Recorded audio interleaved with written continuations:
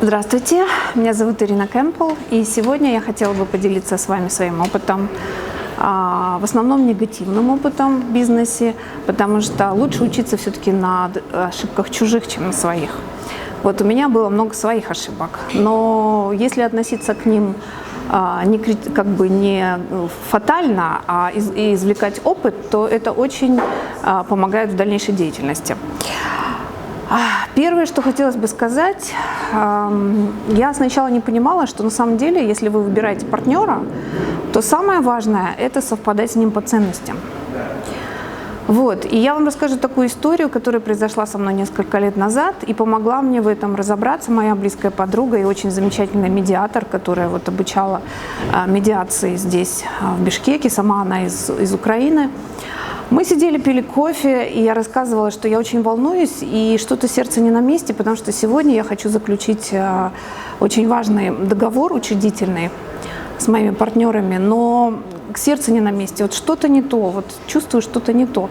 Она мне говорит: а ты вообще как, ты вообще хорошо знаешь этих людей, как бы. Я говорю: ну да, это друзья там моего сына и семья друзей моего сына. Вот, но как-то вот мне кажется, что что-то вот у нас не то. И она мне говорит: давай проведем медиацию. Давай проведем медиацию. Обычно я делаю медиации, когда люди уже в конфликте, когда конфликт уже полностью ими завладел, там, и они ищут какой-то выход из этой ситуации. До того, как идти в суд, в основном обращаются к медиаторам. Да? Вот. Но я, говорит, впервые хотела бы провести вот медиацию до того, как конфликт возник, то есть до заключения партнерства. И мы тогда договорились с моей подругой, что она проведет медиацию, то есть она попробует протестировать нашу сторону и сторону партнеров, вот, и потом скажет свои выводы. Каково же было мое удивление, когда ее вердикт был совершенно определенный, что вам нельзя идти в партнерство, потому что вы не совпадаете по ценностям. Абсолютно не совпадаете по ценностям. И на ее многолетнем опыте уже было доказано, что такое партнерство обязательно развалится, если не сразу, то через какое-то время, вот, и это будет болезненно. Поэтому вот мой опыт такой, что если вы хотите идти в партнерство, старайтесь, чтобы эти люди, ваши партнеры, совпадали с вами по ценностям. Следующее, что хотелось бы сказать, это тоже на основе моего опыта. Вы знаете, я человек очень мягкий, и мне всегда хочется услышать другого.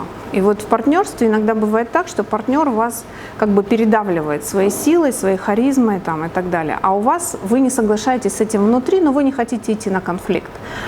Это тоже неправильно, потому что нельзя предавать себя, нельзя как бы идти на поводу вашего партнера. Нужно все-таки отстаивать свою позицию, высказать свое мнение до конца, чтобы потом, даже если вам не удалось переубедить, чтобы вам не было, вот, знаете, больно за то, что вы себя предали и не сказали то, что хотели сказать. Еще, знаете, мне кажется, очень важно, если вы в малом бизнесе, малый такой или зарождающийся, там, переходящий в средний бизнес, и вы в сфере услуг.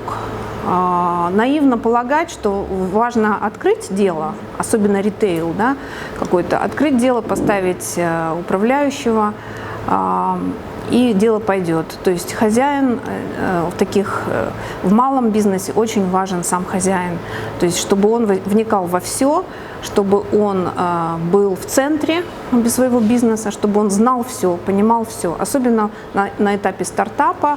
2, 3, 4 года вы должны быть полностью вовлечены. Если вы готовы отдать 100% своего времени, то у вас обязательно получится.